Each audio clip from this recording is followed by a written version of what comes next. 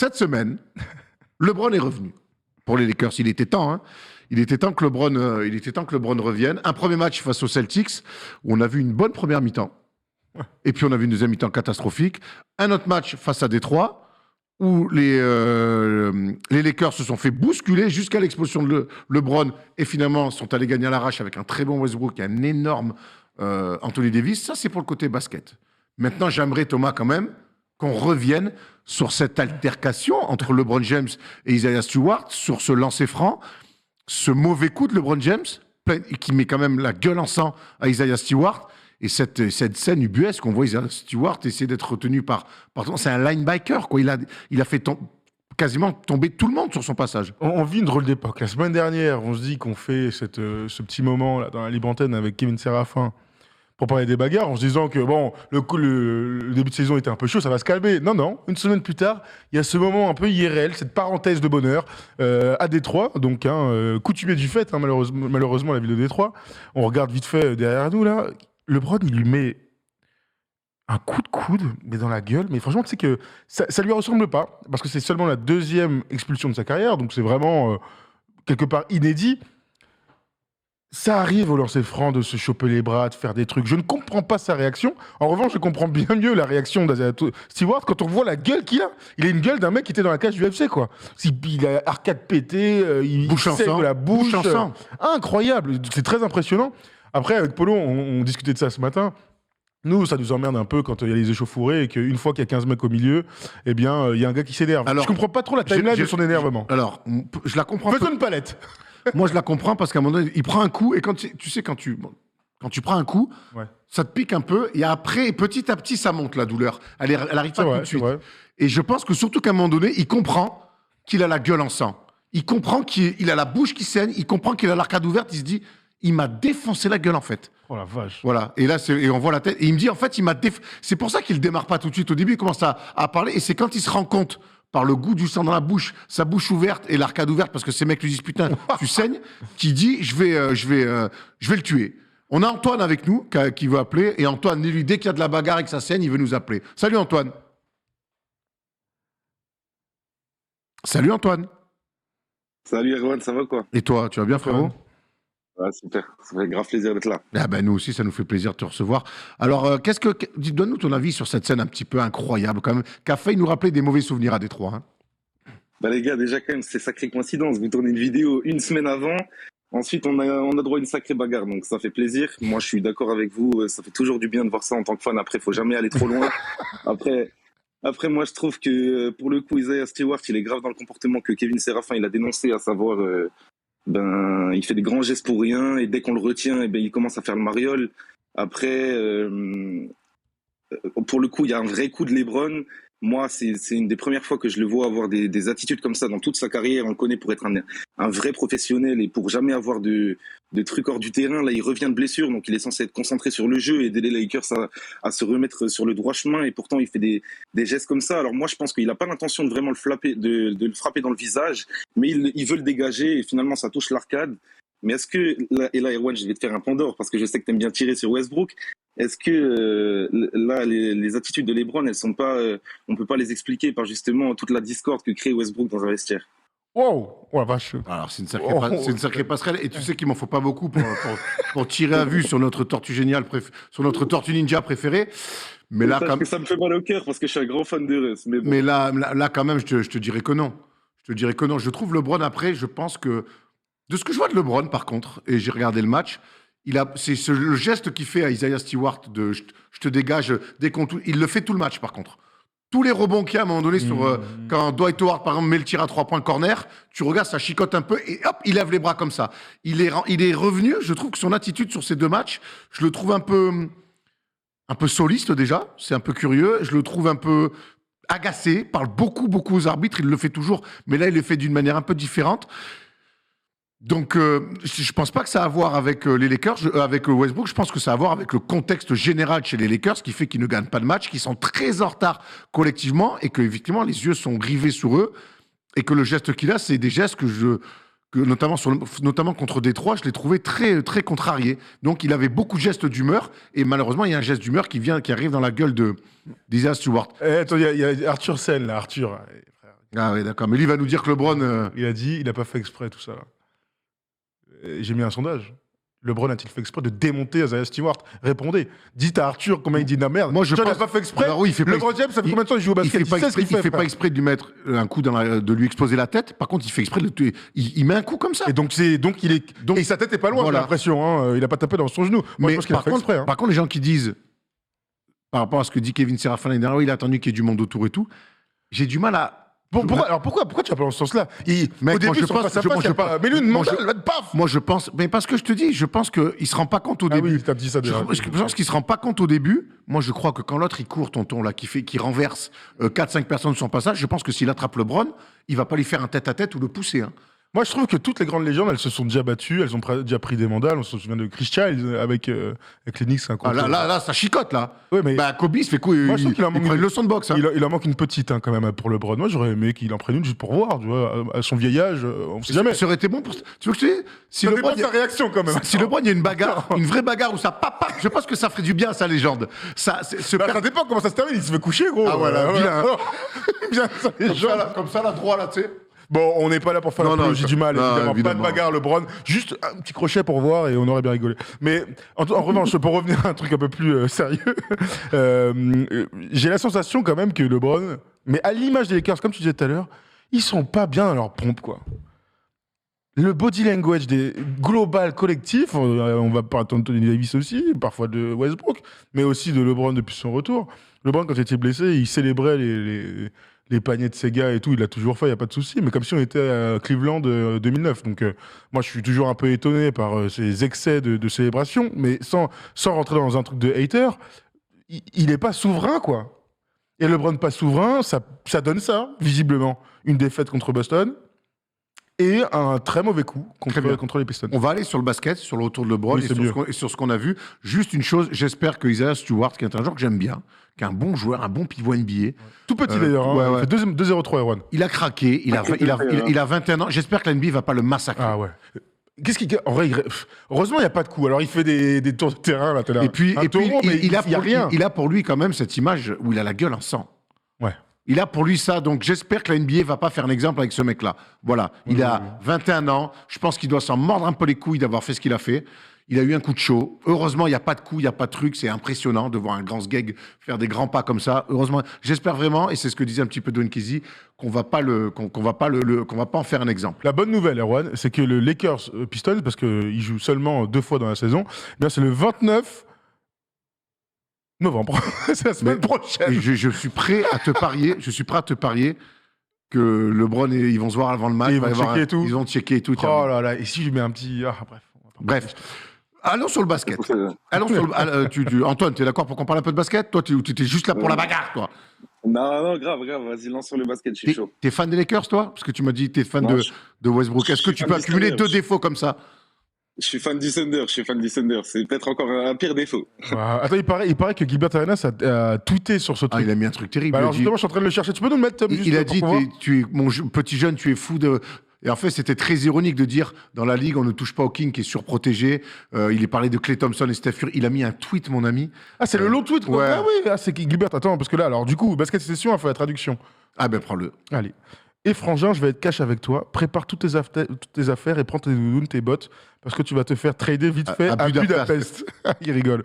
Je ne sais pas quel genre de putain de sang est rentré dans ton œil, mais tu ne peux pas charger le King comme ça à la télé. Tu vas te perdre, tu vas te prendre un contrôle anti-drogue tellement vite, juste pour s'assurer que ton excès de rage n'était pas dû à un usage de drogue. On ne fait pas ce genre de choses en NBA. Tu n'as pas dû lire le mémo au sujet des tentatives de baston en NBA. N'essaie jamais de te battre avec King James ou KD. Jamais. Même chose pour les 2 mecs à peau claire de Golden State, Stephen Curry ou Klay Thompson. N'essaie même pas de gonfler la poitrine dans leur direction ou c'est mort pour toi. 3. Les 2 seules équipes qui sont autorisées à se taper sans qu'aucune vraie amende ne tombe sont les équipes où jouent Rajon Rondo et Chris Paul. 4. Attends que tes coéquipiers soient autour de toi avant de jouer les durs. Pour le public, il faut que tu vendes le truc comme si c'était un combat de catch. Voilà, c'est tout. Bon courage pour la suite, mon pote. PS, c'était pire que la fois où quelqu'un avait amené des flingues dans le vestiaire. Certains pourraient dire que c'était une tentative de meurtre. La seule chose pour te sauver maintenant, c'est si MJ balance l'épisode 11 de The Last Dance en virant tous les passages avec Scottie Pippen ou si Vanessa Bryant sort The Mamba la season. Si tu crois, dernière phrase, si tu crois que je raconte des conneries, demande à Enes Kanter. Il s'est trop rapproché du King en 2016-2017 et depuis, le président de la Turquie n'arrête pas d'essayer de le choper. Non, mais Donc, attends. Donc c'est évidemment de Complètement. l'ironie C'est un ouf. plus. Bon, lui, bon, on connaît l'histoire de Gilbert Arenas, qui a été viré de la NBA, Comme un enfin, mec, suspendu à un long moment, qui a fait une fin de carrière dramatique avec notamment avec un passage par les Grises. Mais tweet ou Insta au chalumeau en tout cas. Bon, bah voilà. Très Voilà. bien. Voilà. Bref, voilà, revenons sur le basket. LeBron est revenu donc cette semaine, il a joué 2 matchs. J'aimerais qu'on revienne, Thomas, sur ce premier match face aux Celtics. Une belle affiche, forcément, Lakers-Celtics. Et moi, quand je regarde la première mi-temps des Lakers, je me dis que le simple fait que LeBron soit là, il y a des intentions, il y a une envie qu'on ne trouvait pas forcément jusqu'à là avec les Lakers. Ouais, c'est vrai, t'as raison. J'ai du mal à suivre à avoir une lecture sur la saison des Lakers, tant il n'y a pas grand-chose en place. Et ça, c'est un peu l'adage des équipes, au moins en attaque de LeBron. C'est un peu aussi ce qu'on remarque avec Frank Vogel depuis qu'il est à la tête des Lakers, c'est que tu es en face de fortes défenses avec un jeu plutôt simple et beaucoup d'isolation pour les superstars qu'il y a dans l'effectif. Donc voilà, moi j'en attendais beaucoup en fait du retour de LeBron. Bon, ça fait que 2 matchs, hein. Ils sont à 1-1. Mais parce que la dynamique était pas ouf côté Lakers, pas mal de défaites, dramatiques, des moins 30 à Portland, des trucs à OKC, enfin bref, des matchs, quand t'as un prétendant au titre, un contender, ça ne devrait pas arriver. Il revient, et c'est vrai que tu as raison, le simple fait de le mettre sur le terrain, bah, tu perds un peu moins de ballons, ça joue un petit peu mieux, ça court un petit peu plus. C'est mieux surtout. Hein. Ouais, c'est mieux. Sauf que, bon, d'un match à l'autre, c'est tellement indigent, il y a pas de continuité. Et là, à un moment donné, quand il se fait expulser, là, ils sont à moins 15, les mecs. Ils sont à moins 15. Il n'y a Alors, pas photo. Hein. c'est une équipe d'orgueil. Et l'orgueil, c'est important pour les champions. Le problème, c'est que l'orgueil, ça te permet pas de... Je parlais de continuité, ça ne me permet pas de mettre les choses en place. Moi, ce que j'attends des Lakers, c'est qu'ils aient de l'orgueil dans les grands matchs de play-off, une fois de temps en temps, mais j'en attends qu'il se passe quelque chose, tu vois, que tu puisses te dire, bon, bah voilà, il y a des systèmes qui marchent bien, il y a des associations de joueurs qui marchent bien. Là, on met du Bazemore dans le 5, finalement, là, il est plus en rotation, on rompt 2 jours... Il y a beaucoup d'incertitudes, beaucoup trop d'incertitudes pour l'instant, malgré les blessures, c'est important. Mais donc voilà, pour l'instant, je suis un peu chagriné. Antoine, quel regard tu portes, toi, sur ce début de saison des Lakers et sur le retour de LeBron depuis 2 matchs? Écoute, moi j'ai le sentiment que les Lakers ils sont encore en plein rodage, c'est normal, il y a eu beaucoup de transferts et de mouvements pendant l'été. Après, j'attendais quand même pas un début de saison autant hasardeux. Vraiment Westbrook, après on le connaît, il a du mal à se mettre dans ses débuts de saison, mais là vraiment il a vraiment des séquences assez catastrophiques comme tu dirais Erwan. Et LeBron pour le coup, moi j'attendais. Là, on voit des Lakers indécis. J'attendais à ce qu'il fasse un vrai retour de patron sur le match contre Boston. Même s'il met 23 points, il est correct au shoot et on pourrait croire à la vue des stats que les Lakers sont bien joués. Au final, je trouve que dans l'attitude, pour le coup, si Thomas t'a cité, il perd moins de ballons, etc. Ça, on est d'accord. Mais dans l'attitude, moi, je trouve pas que on a une équipe qui manifeste une alchimie vraiment palpable. Ça s'entend pas très bien sur le terrain. Ça se passe pas les ballons automatiquement. Les plays mettent du temps à se mettre en place. Westbrook, quand il a pas la balle, ben il sert à rien sur le terrain. Après, des fois, on l'a vu pull-up en début de saison, bien sûr. Et donc, du coup, j'attendais que LeBron fédère un peu tout ça sur le retour. Et au final, dès le deuxième match, il perd ses nerfs. Et moi, je pense que c'est dû à toute cette discorde dans le vestiaire. Alors, peut-être que ça se réglera dans le futur, c'est ce que j'espère, parce que LeBron mérite quand même ça, mais ça m'inquiète. Moi, je trouve ça inquiétant. J'aimerais qu'on revienne un petit peu aussi sur Frank Vogel, qui se fait bien assaisonner dans le chat, mais le chat est dur, mais le chat est juste. Vogel est quand même un coach défensif, et on se souvient qu'il avait réussi à trouver cette alchimie il y a 2 ans pour être champion dans la bulle, enfin 1 an et demi maintenant, pour être champion dans la bulle avec une vraie alchimie. En attaque, c'était rien de fou, mais c'était cohérent. Et en défense, il y avait des vrais soldats, les Caldwell Pope, les Caruso, qui se mettaient des pelés autour de LeBron, qui même lui s'était remis à défendre. On va commencer par le secteur défensif. Alors, je veux bien qu'il soit en rodage, hein, comme tu nous dis, Antoine, mais on est quand même quasiment un petit peu moins de 20 matchs joués. Thomas, il se passe quoi? Il se passe rien défensivement. Je vois pas de principe, je vois pas de...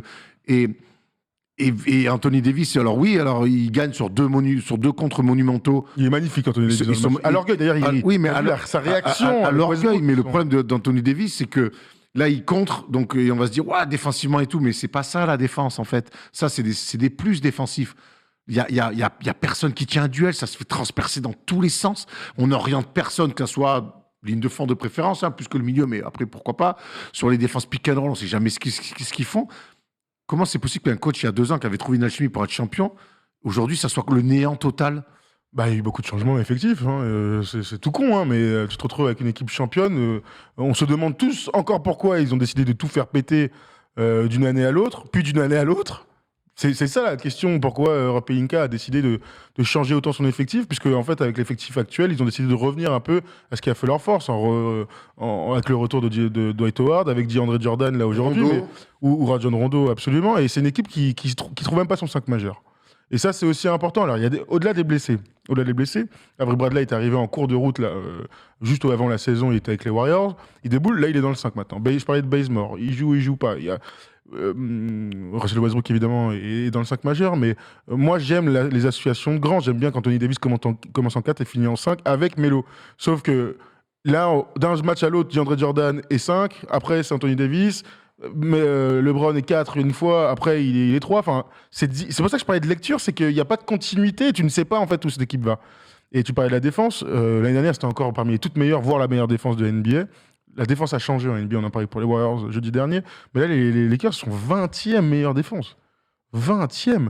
T'ajoutes une équipe qui perd énormément de ballons, c'est la 29e pire équipe en termes de perte de balles, bah voilà, tu comprends pourquoi c'est pas encore une bonne équipe. Et pourtant, le bilan, il ne reflète pas ces deux stats-là. Hein. Tu vois, 20e et 9e. Alors, et 29e. La transition sur les pertes de balles, elle est cool parce que défensivement, on est plus ou moins d'accord. Antoine, tu me diras, sur défensivement, je ne comprends pas ce qu'ils font. Et offensivement, alors, ils ont une vraie qualité, c'est cette course vers l'avant, se projeter, cette verticalité, vraiment là-dessus. Anthony Davis, quand il fait des grands allers-retours comme ça, quand il a envie, c'est plutôt très bien.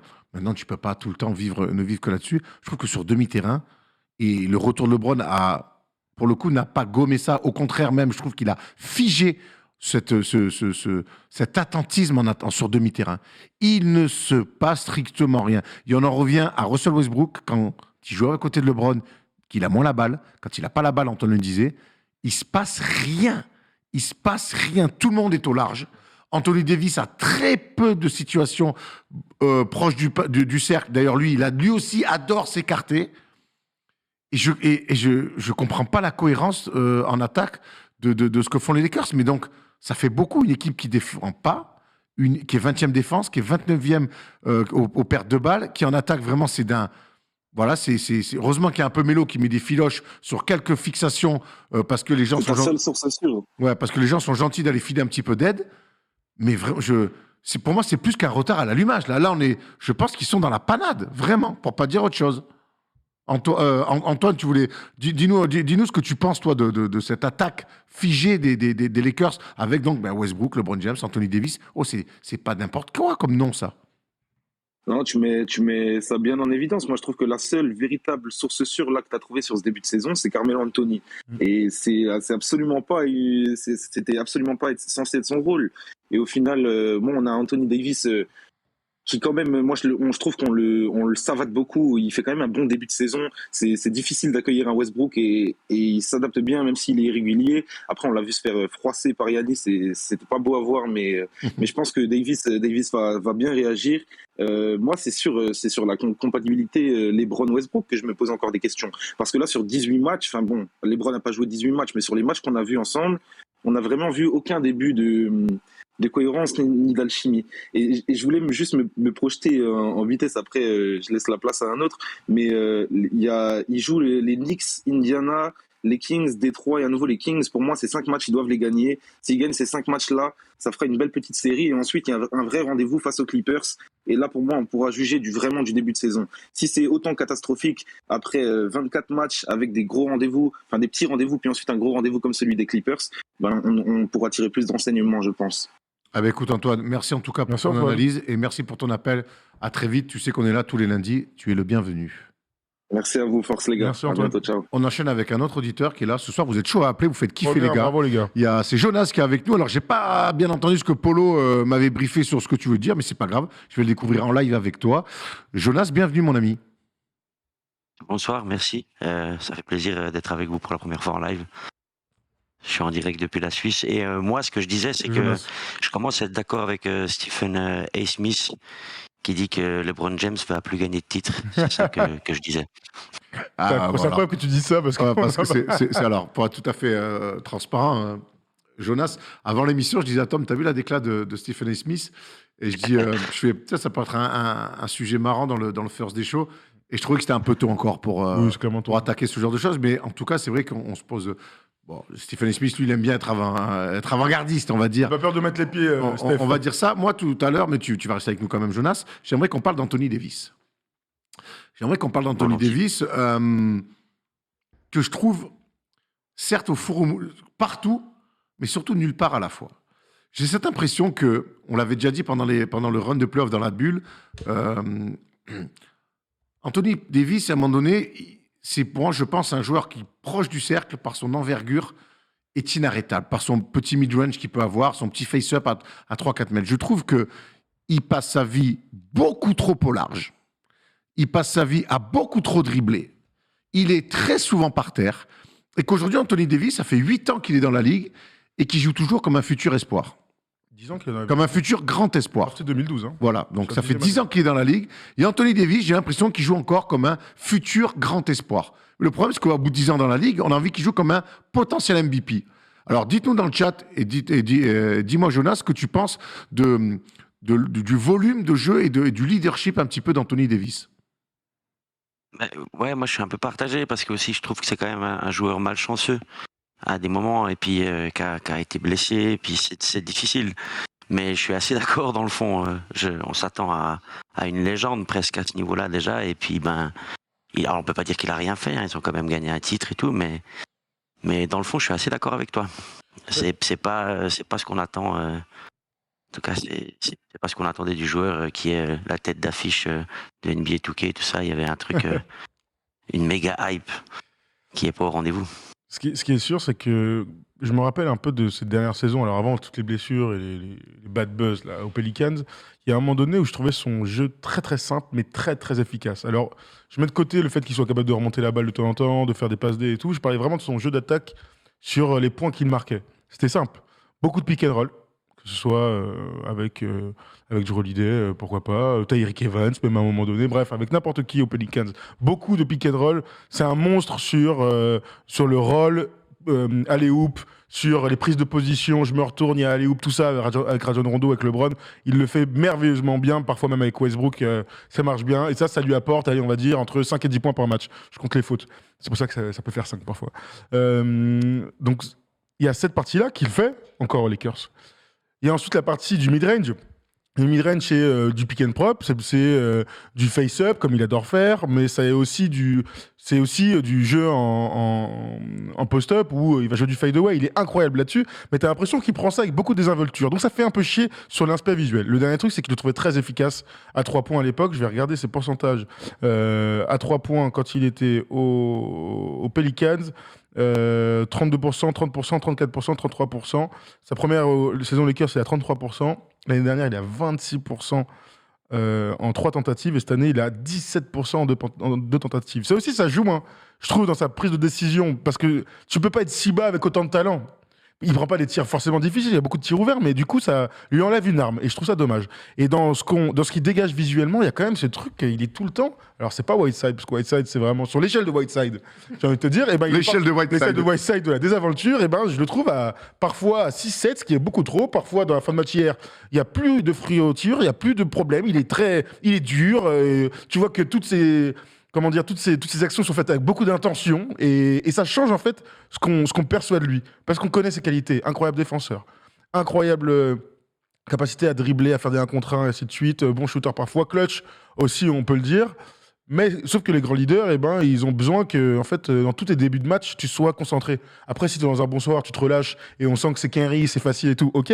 Mais dans tous tes débuts de match, je suis là pour te casser la gueule. Alors, c'est parfait ce que tu dis, Tom, parce que tu parlais justement de son efficacité à l'époque, de la Nouvelle-Orléans notamment. Et quand il est concentré, dur, tu parles de son efficacité. Moi, je trouve qu'avec les Lakers, et le chat tout à l'heure a dit que j'avais été très dur, et je trouve ça intéressant que certains pensent que je suis dur avec Anthony Davis, parce que moi, mes attentes sont très, très élevées. Et je crois que sur les 3-4 dernières saisons qu'on a faites, je l'ai mis au moins chaque fois, une fois sur 2, je l'ai mis MVP. Parce que j'attends de ça de lui. Je trouve qu'il a, sur les premières mi-temps, souvent, je trouve qu'il a un jeu à risque. Mon Dieu, qu'est-ce qu'il a un joueur. Il prend des tirs compliqués. Je trouve qu'il dribble. Alors oui, il a des qualités. Hein. Il peut remonter la balle en dribble. Il peut shooter à 3 points. Des 1 contre 1 même. Il peut faire des 1 et tout. contre 1 et tout. Ouais. Mais ça, c'est un plus. C'est pas ça son game. Son game à lui, c'est d'être efficace. Il a des mains, des hooks. Et je trouve que près du cercle, alors oui, il est peut-être. Certains disent s'il est trop près du cercle, il va se blesser. Bon, si vous voulez. Mais c'est quand même là où c'est une arme de destruction massive, Anthony Davis. Et je trouve qu'aujourd'hui, il a un joueur, il me prend un nombre de fadeaway à 6-7 mètres, à reculons, enfin 5-6 mètres plutôt, à reculons des long two, comme on dit, avec dos au cercle. Mais c'est dur! C'est dur! Et puis il se crame à dribbler, tac, tac, tac, tac. Et il se fatigue. Et puis il se met pas en confiance parce que tu prends 3 tirs difficiles pour commencer ton match. C'est compliqué mentalement de t'y mettre. Surtout quand les Lakers en ce moment galèrent à gagner des matchs. Et je trouve qu'il est pas proche du texte du tout. Alors, il n'est pas aidé par Vogel, clairement. Il n'est pas aidé parce que Westbrook va pas l'aider dans la justesse là-dessus. Même si je pense que quelque part, des fois, un truc simple, les deux, donne-leur un quart de terrain à 2. Si Westbrook a réussi à rendre Steven Adams bon sur pick and roll, je pense que ça devrait le faire avec Anthony Davis.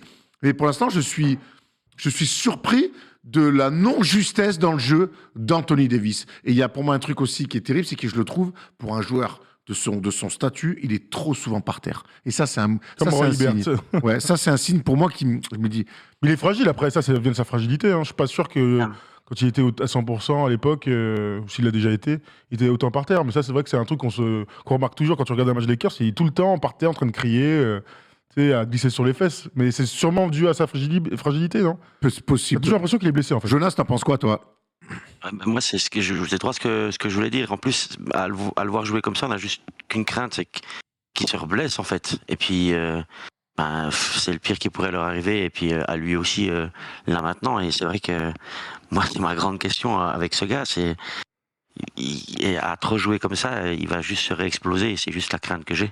Et ce serait triste. Le problème, donc vous êtes en train de me dire, alors on nous dit, personne ne tape sur Vogel, alors il faut bien écouter l'émission. Tout à l'heure, on a parlé des systèmes défensifs et offensifs de Frank Vogel. Donc les mecs, écoutez, c'est quand même mieux. Comme ça, on gagne du temps dans le chat. Là, vous êtes en train de me dire, toi et certains dans le chat, et j'entends de me dire, ouais, mais s'il joue près du cercle, il va se blesser. Mais on peut pas réfléchir comme ça. J'espère pas, en tout cas. On peut pas réfléchir comme ça. Non, moi, je regarde, je me souviens les finales NBA, il détruit Miami et Adebayo quand il est proche du texte. Et je pense que quand on commence les matchs et qu'il va provoquer des fautes, qu'il va sur la ligne, qu'il est agressif, qu'il est... D'ailleurs, avec LeBron, ils le font dans la première mi-temps contre Boston et même un petit peu contre Détroit. Quand ils vont le chercher sur des grands flashs sous le cercle, qui vont le chercher, il est inarrêtable. C'est panier, faute ou panier plus faute. Et ça, c'est de la mise en confiance pour l'équipe et de la mise en confiance pour lui-même. Moi, quand il n'y avait pas LeBron, je le voyais pac, dribbler, tac, dos au cercle. C'est trop dur. Est-ce que tu penses, alors je demande à Jonas d'abord, est-ce que vous pensez que Anthony Davis est un joueur soft? J'en ai bien peur. Waouh. Je te demande. En tout cas, il peut pas livrer des combats. Oui. Il peut pas livrer des combats sur 48 minutes, quoi. Je vais poser la question dans le chat.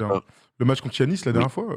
Je vais prendre un peu dans le match contre Giannis. Ça en est la preuve. Ça en est la preuve. Il se fait démonter dans le chat. On nous dit beaucoup. Erwan, tu verrais un autre poste 5 qui ferait davantage de job que AD aux Lakers. Non, c'est parfait. Non, mais alors. Il y a aussi un truc dont on peut parler, parce certains veulent absolument parler de Frank Vogel, ce qu'on a déjà fait, mais très bien. Moi, j'ai été surpris, par exemple, ils ont eu Dwight Howard il y a 2 ans. Ils l'ont parfaitement utilisé, et ça a protégé même un petit peu Anthony Davis sur les débuts de match, même s'il finissait avec LeBron. Ouais.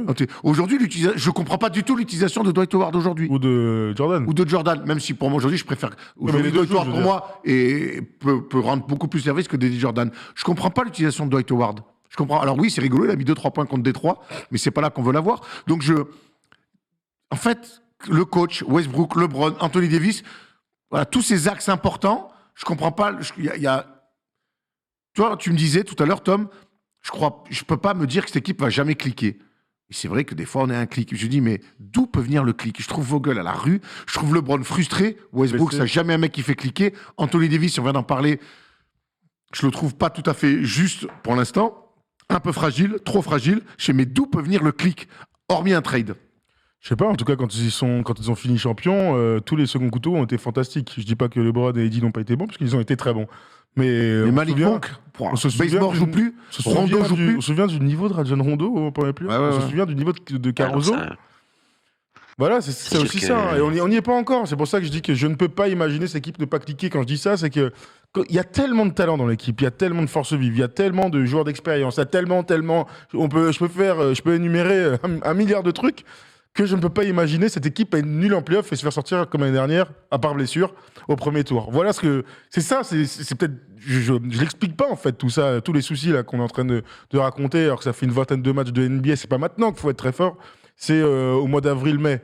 Mais il joue pas bien. Il joue pas bien. Il joue pas assez bien. Parce que quand il joue pas assez bien, dans la bulle, t'as Caldwell Pope, Danny Green, Caruso, Rajon Rondo. Mec, là, le banc, c'est pas la même. Dwight, Maggie. Waouh, quoi, tu vois. Et on oublie encore. On disait qu'ils n'avaient pas de poste 3 défenseur au cas où ils allaient jouer contre les Clippers. Mais bon, les Clippers, ils aiment bien se faire sortir. Et Thomas, tu l'as murmuré tout à l'heure, et dans le chat, on le répète, le body language général de l'équipe. Ils sont terribles à voir jouer. Ils sont terribles. Moi, je souffre à regarder les matchs des Clippers. Je suis fan d'eux, ça me met là. Je souffre à regarder parce que t'as pas envie de voir ton équipe jouer comme ça, t'as envie de voir ton équipe gagner, évidemment, donc quand ils gagnent, je suis content. Mais il n'y a pas de kiff qui est transmis. Alors hier, c'était cool dans la fin de match contre Détroit. Le 4e carton, il est cool parce qu'il y a l'orgueil, là, c'est lourd, il y a des gros paniers, il y a des trucs. Mais c'est ce que je disais tout à l'heure, moi j'ai besoin d'une équipe sûre de sa force. Et l'année dernière, il y a 2 ans plutôt, j'ai vu des choses. Ce que j'aime bien avec les grosses équipes, je vais te dire, et ça marche très bien pour les Warriors et les Bulls en ce moment, quand tu allumes un match, il est 1h30 ou plutôt 4h30 quand c'est la conférence Ouest. C'est cool. Non, c'est pas cool, c'est que je m'attends à avoir quelque chose, j'ai quelque chose. C'est comme quand tu vas au resto, je commande des œufs maillots au bouillon Pigalle, je sais très bien ce que je vais avoir. Je connais le goût et tout, et je ne suis pas déçu. Si j'arrive et que tu me sors des œufs maillots tout dégueux, frère, avec des œufs moisis et une maillot pas faite maison, je vais pas être content. Bah, c'est un peu pareil avec les Lakers, c'est que je ne sais jamais à quoi m'attendre. Un jour ça va être bien, un jour LeBron va être présent, dans le meilleur des cas. Westbrook va être bien matrixé, donc ça va bien se passer. AD va vouloir envie de... Enfin, tu vois. Alors que les grosses équipes, normalement, il y a une continuité dans les efforts et dans les certitudes. Il y a trop d'incertitudes. Écoute, comme certains le disent dans le chat, c'est encore tôt. Ça, c'est la grande. Non, mais c'est trop de 20 matchs. Mais bon, on est déjà sur 20 matchs et je trouve qu'il y a quand même moyen. C'est quand même un peu inquiétant. Il n'empêche, les Lakers vont finir un road trip. Prochain match, Thomas. Prochain match, LeBron is in town, le 24 novembre, donc. Ensuite, ils iront à Indiana. Donc Inter, tu veux dire, il est à New York. Ah, Interne, ah ouais, d'accord. À New York, quoi. Hinton, ça peut être Boston, hein, vu le film de Ben Affleck. Ouais, c'est vrai. Familiar, me dit Polo. T'es le meilleur, Polo. J'ai envie de toi, Polo. Pardon. Donc, prochain match des Lakers à New York, à Indiana, pour finir ce road trip de l'Est. Ensuite, retour à domicile où ils joueront Sacramento. Ils joueront Détroit, qu'ils retrouveront. Donc, on espère que les deux... ils seront peut-être suspendus encore, remarque. Hein. Ensuite, ils iront à Sacramento. Match contre... Ils reçoivent les Clippers, reçoivent Boston. Voilà.